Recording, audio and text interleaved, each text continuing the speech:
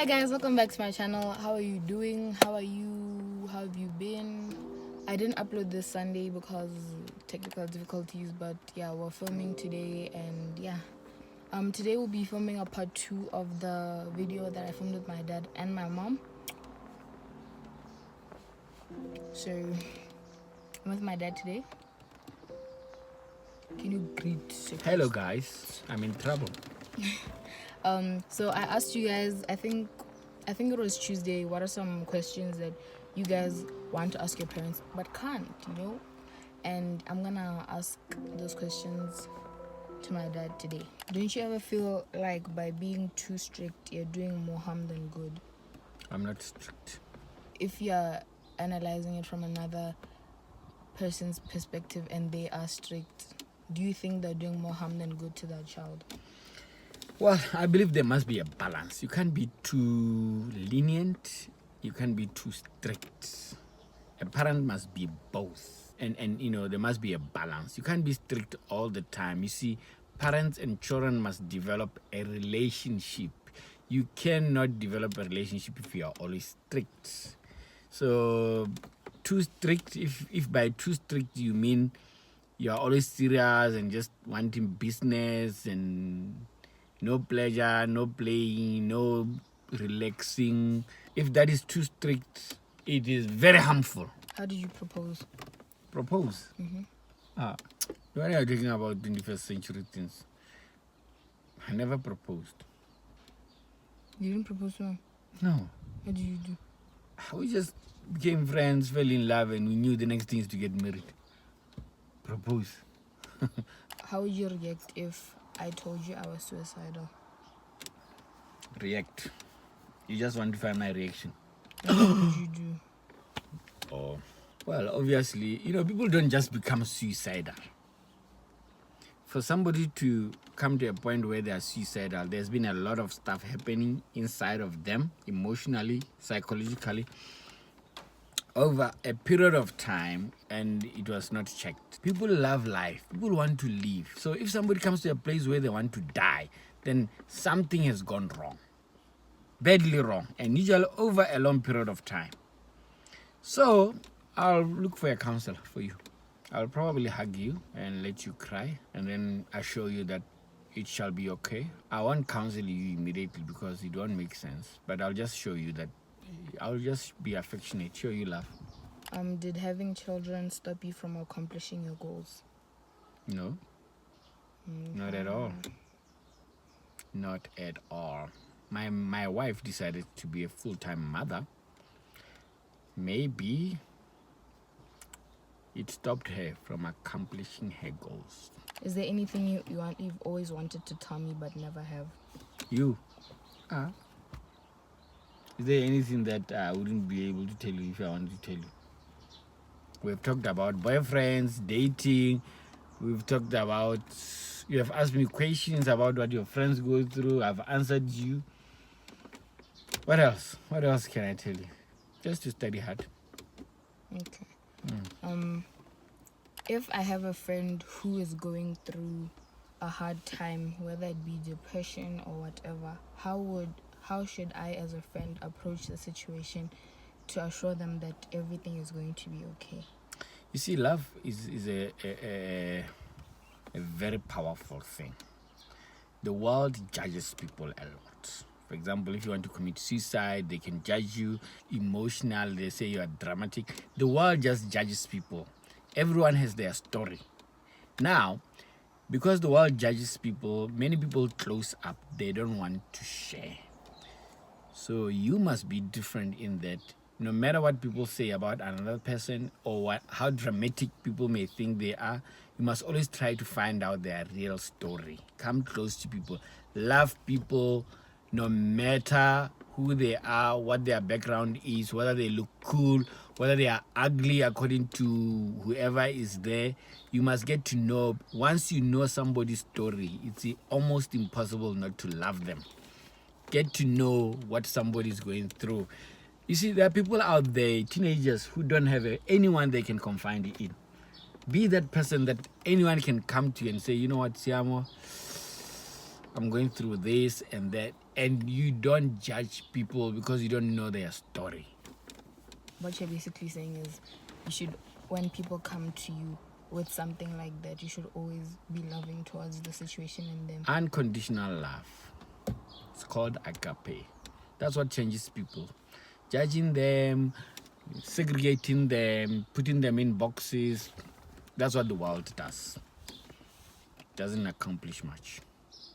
What's my worst habit? You, Tiama, you like arguing with your mother. I don't like it when you do that to my wife. How do you overcome temptation? Temptation. How should one overcome temptation? Yeah. Okay. Temptation usually works against your craving. If you have a craving, that is good ground for temptation to come in and for you to fall into it. For example, if you have never tasted alcohol, you don't like the taste of alcohol, you cannot be tempted with alcohol. It doesn't make sense to you. It's not something that you know. But temptation always works when you have a craving for something. So what I would say is watch your cravings, address your cravings properly. For example, if you lack love, you want to be loved, you usually want to attract attention. You want to prove something. You want to be seen. You want to stand out. You understand? That's something that you're struggling with within. So if you see somebody out there who gives you attention and you're already craving for it, it's easy for you to fall into temptation to do something that you didn't want to do. Peer pressure, for example.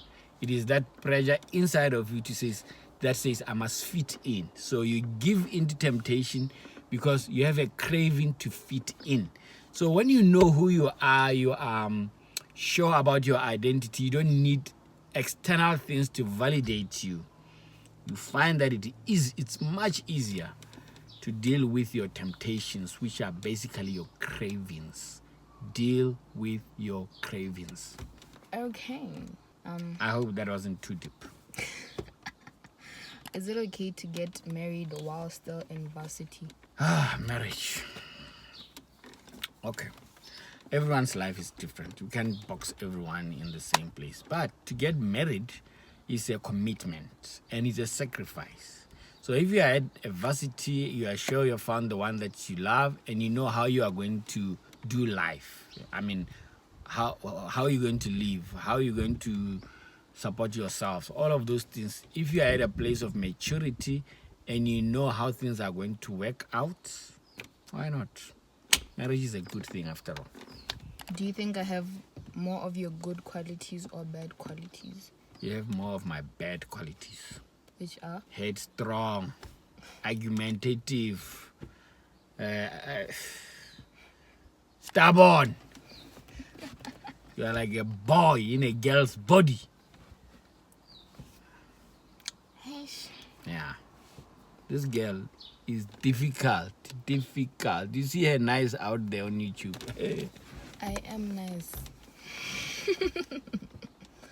Do you ever get tempted to have before marriage? Before marriage? What do you mean, do I ever? Because Did you have the temptation? Yes, that is normal for everyone. But when I married your mother, she was a virgin. We did well. It wasn't easy, but yeah. Okay, what's your worst experience with alcohol? Okay.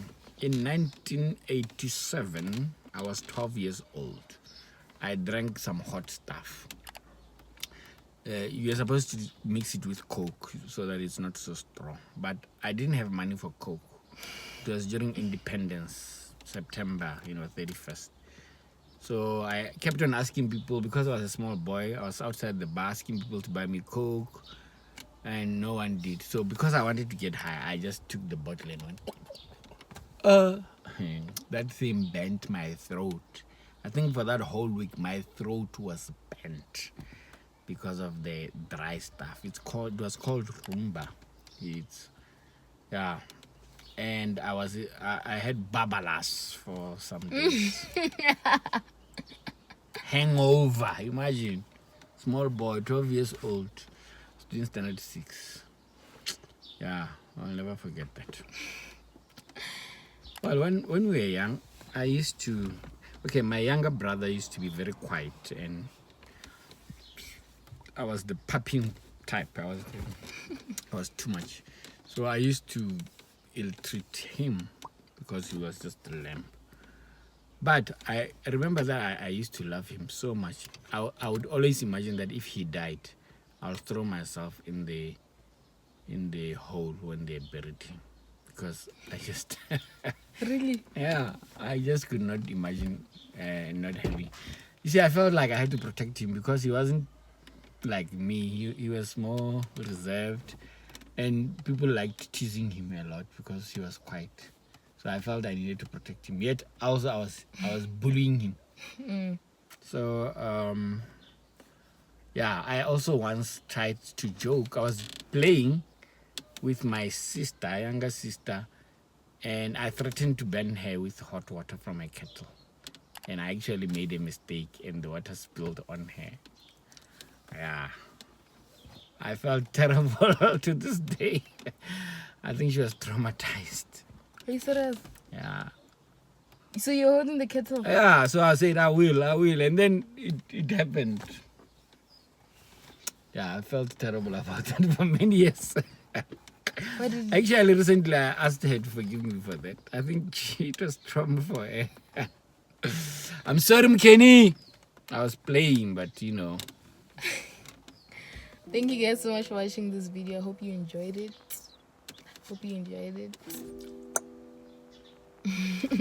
And if you want any more videos with my dad, comment it down below, because when I ask him, he always gives me a hard time about it. So I'm not doing any more videos. Thank you.